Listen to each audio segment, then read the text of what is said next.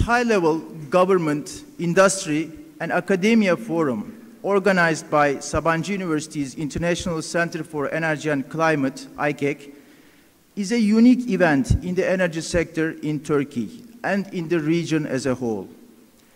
In the past 7 years, IICEC has proved herself as a key platform for intellectual leadership in the region, for the exchange of ideas and perspectives related to significant energy and climate topics.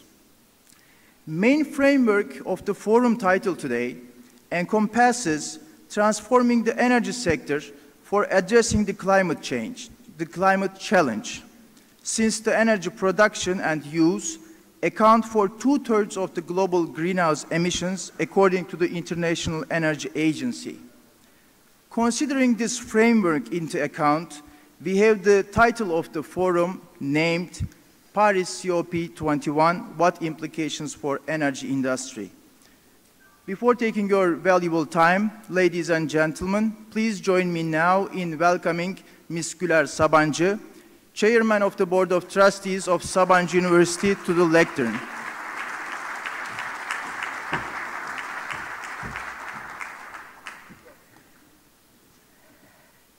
Good morning. Undersecretary Dr. Al-Nehadi, Member of the Parliament, Ambassadors, Consul Generals, high-level representatives, distinguished colleagues, dear participants, dear students, welcome to the 7th International Energy and Climate Forum of the Sabancı University's International Center for Energy and Climate, which we shortly call it IICEC. We are very much pleased to see that IICEC's role as a globally recognized center in Istanbul, where global energy connects, is growing as a distinguished platform to exchange ideas for a better energy future. I'm also pleased that the open debate provided by IICEC over the past 7 years has attracted significant interest from national and international authorities and decision makers for addressing energy, climate challenges, and assessing opportunities. On this occasion, I would like to express my sincere gratitude to Undersecretary Dr. Matar Al-Nehadi, Member of the Parliament, Head of Energy Commission, Mr. Ziya Altunyaldız, Special Advisor of the Prime Minister of Japan, Mr. Elichi Hasegawa, Ambassador of European Union to Turkey, Mr. Hans-Jörger Haber, Ambassador of Ukraine to Turkey, Dr. Sergei Korsikunski.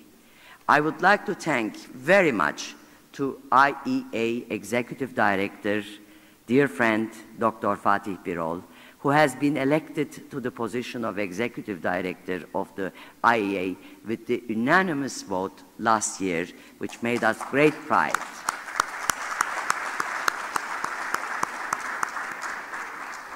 And since then, IEA has a new and stronger vision, we believe, under the leadership of Dr. Birol, who empowers strategies, opening its arms to emerging countries of the world and pursues a global energy system which is more secure, efficient, and sustainable.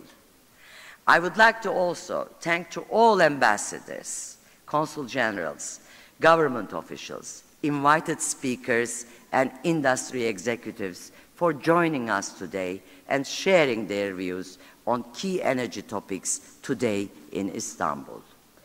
I would like to thank to IICEC co-chairs, GE and Enerjisa, and to all IICEC members, Ak Enerji, Ciner Group, Eren Holding, Genel Enerji, Shell, Siemens, and Zorlu Energy Group. With their support, with the support of hereby mentioned IICEC co-chairs and members, which is a unique and first of its kind organization in Turkey, our goal is to bring academia, industry, and the public sector together on a collective platform, a healthy dialogue and discussion, and planning attractive policies for the world. We are in IICEC continuing to contribute energy. Just a second. I like to mention that we have a new platform for IICEC, and we are re-looking at the governance of IICEC, and we will announce it shortly. We want to attract new resources to IICEC to make it stronger.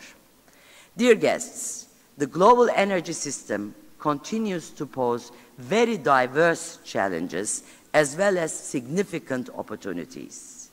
These challenges and opportunities largely evolve in today's dynamic world with a variety of global trends, such as urbanization, digitalization, connectedness, and electrification. These trends pose new dimensions for the energy sector and its transformation. In this very dynamic energy landscape, last year's Paris COP21 meeting was the most critical development in shaping the future of the global energy supply and demand.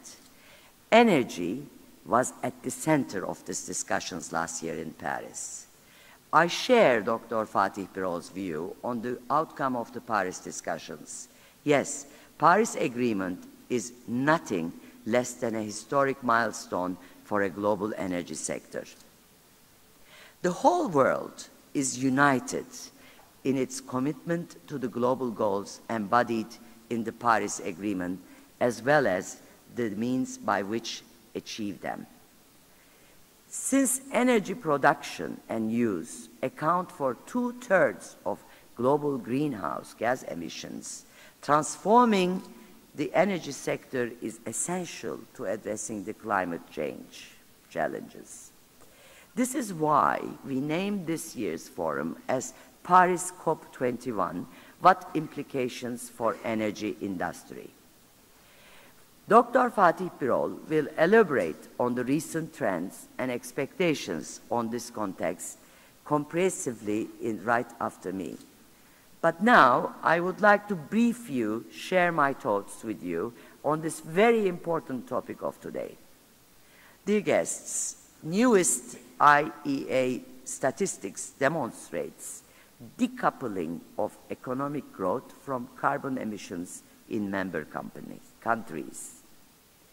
Global renewable generation capacity increased by 152 gigawatts, which is 8.3% growth. That is about 2 times of the total installed capacity of Turkey. The highest annual growth rate on record.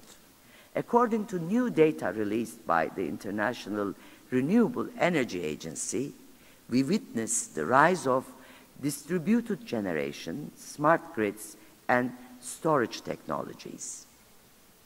This trend rapidly changes the way energy is supplied and consumed. All majors are increasingly moving into clean energy markets. Japan now has more electric charging points than petrol stations.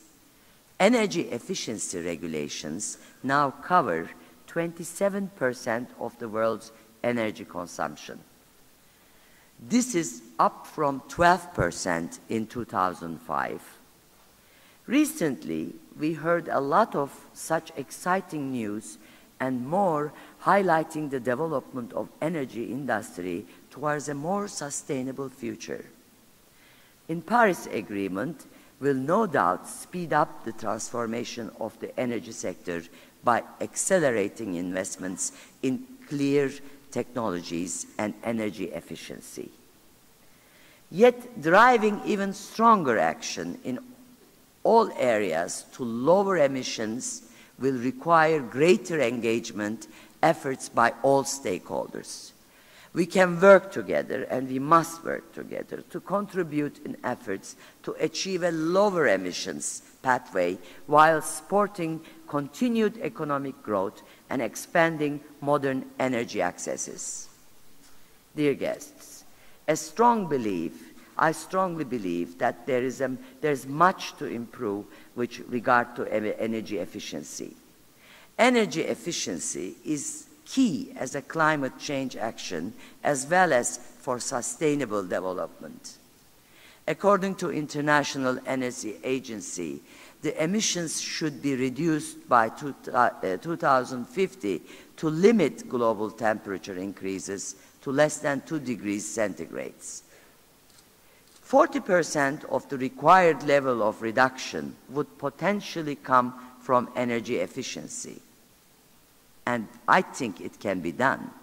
Bringing the energy efficiency gap will require financial institutions to channel more capital flow to energy efficiency.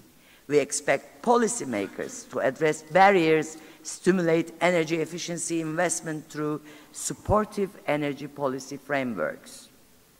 We need to work harder on solutions to improve energy efficiency along the energy supply-demand chain globally. The Paris Agreement is an important development for Turkey as well. Turkey declared her aim to contribute to the collective efforts to combat climate change. She submitted her national determined contribution within the context of the Paris Agreement as up to 21% reduction in emissions from the business as usual level to 2030.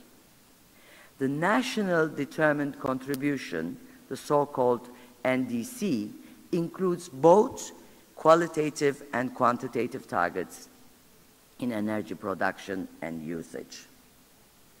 Wind and solar power generation capacities are set to increase significantly until 2030. Tapping the full hydroelectric potential and introducing nuclear energy into the power generation mix are among the strong targets of NDC. NDC encompasses the target of reducing electricity transmission and distribution losses that is critical for an improved energy balance for Turkey. And the last but not the least, enhanced energy efficiency across different sectors, such as industry and buildings, is an important pillar of the NDC. Turkey has a large untapped potential for energy efficiency along the supply-demand chain, starting from generation through transmission and distribution to final consumption. We need to intensify our efforts toward utilizing of this very important potential in a cost-effective way. I certainly believe that the major gains in our emissions reductions pathway will come from energy efficiency if we manage to act timely and efficiently. But of course, current low oil, gas, and coal prices may complicate the transition to a clear energy future. We all see that. At this juncture, I would like to pinpoint that liberalized electricity and natural gas markets without any type of subsidies are essential for improving energy efficiency and must continue to be in our targets. Turkey, as a large energy importer, we have a big energy bill, as you all know, definitely needs to utilize its local resources, including lignite, to elevate the current account deficit, while, of course, ensuring energy security in its growing energy market and economy. Therefore, local resources should be utilized by use of best available technologies and prioritizing health, safety, environment objectives. And we have a great opportunity here. There is great technologies available right now. This approach needs to be considered as an integral part of the energy and climate objectives in Turkey. dear guests, dear participants. Before concluding, I would like to share a few words about energy technologies and the need for new business models. Energy landscape is in a rapid change globally that we all live in and we all feel it. Energy technologies are emerging and being deployed in an impressive fashion all parts of the world. In this very context, I believe that demand management, demand-side participation into the energy markets, wider use of distributed generation options, smart grid development, and electricity storage solutions will all play an important role in transformation of the Turkish energy sector also.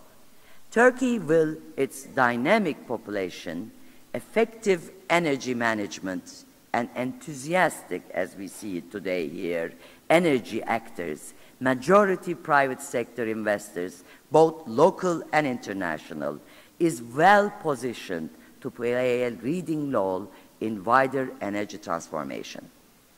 We, as policymakers, regulators, industry, market players, and academia, can intensify our cooperation and efforts to bring this vision into a reality. On this ground, we position IICEC as a right platform to perform multidisciplinary objective analysis together with the members strongly linked to education and research contributing to solutions. Dear guests, we are pleased and honored to have you all this year at IICEC's 7th International Energy and Climate Forum, and looking forward to seeing all again next year at IICEC's 8th International Forum.